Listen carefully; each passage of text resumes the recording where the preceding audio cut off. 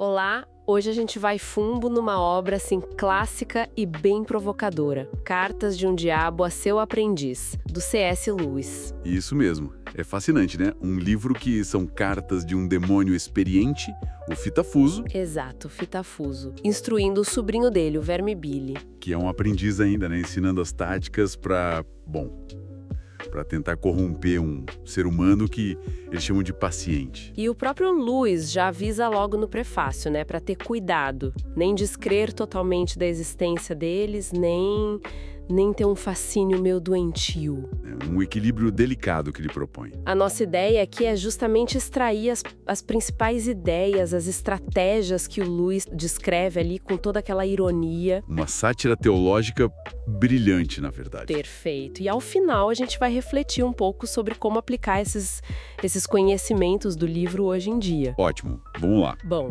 então, para começar, uma das primeiras táticas que o Fitafuso ensina é desviar o humano da razão.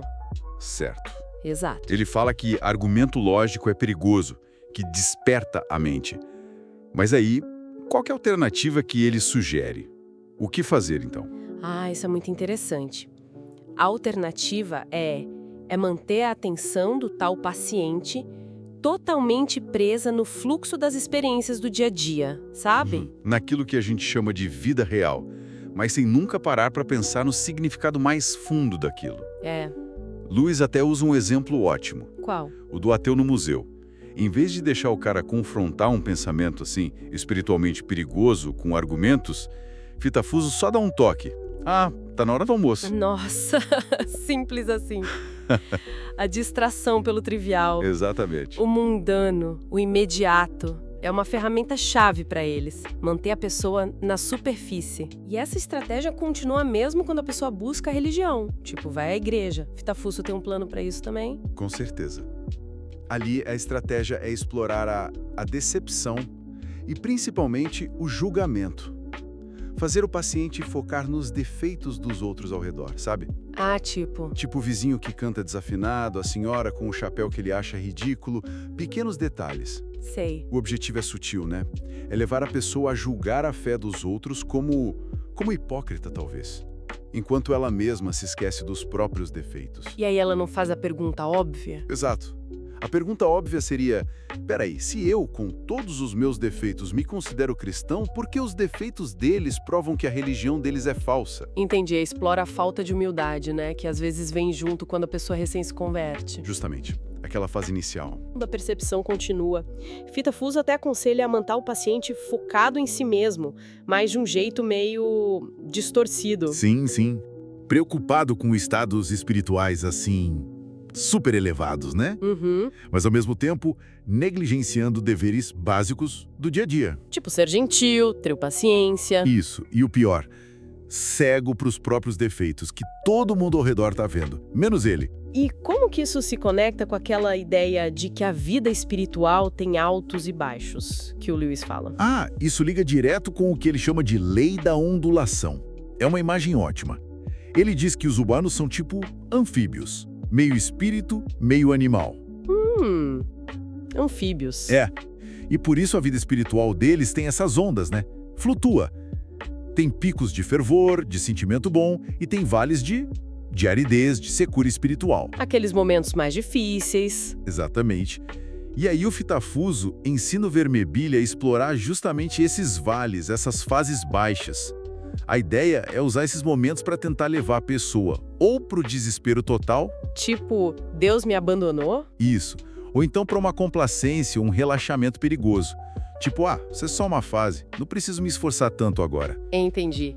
Enquanto Deus, o inimigo?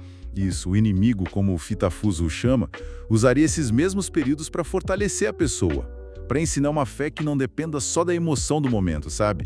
Mas baseada na vontade. Essa ideia das flutuações é muito chave mesmo. E a gente vê como ela tá por trás de outras táticas que o Fitafuso sugere, né?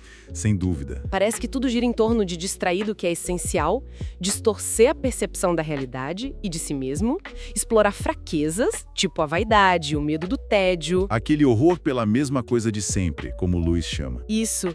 E até usar o riso de forma negativa, aquela irreverência que tira o peso das coisas sérias, enfraquece o intelecto. Precisamente. É um pacote bem completo de estratégias. E tem mais, né? Tem mais. Claro. Manter o humano sempre ansioso com o futuro, que ele não controla.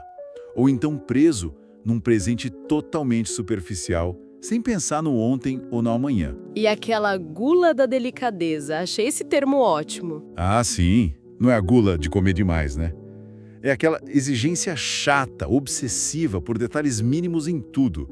A mãe do paciente no livro é um exemplo clássico disso. Verdade. E também distorcer o sentido de posse. Fazer a pessoa ficar pensando, o meu tempo, o meu corpo, como se fosse dona absoluta. E não uma dádiva, né? Faz sentido. E ele também fala de diluir a fé, né? O tal do cristianismo e alguma outra coisa. Sim, misturar a fé com modismos, com a última novidade, para tirar a força dela. E olha que interessante, até a palavra democracia ele sugere usar de forma manipuladora. Como assim? Não no sentido político, imagino. Não. Não, no sentido de fomentar inveja, disfarçada de igualdade. Aquele sentimento de eu sou tão bom quanto você, que na verdade impede a pessoa de admirar quem é melhor em algo ou de buscar a própria excelência. É um nivelamento por baixo. Puxa vida.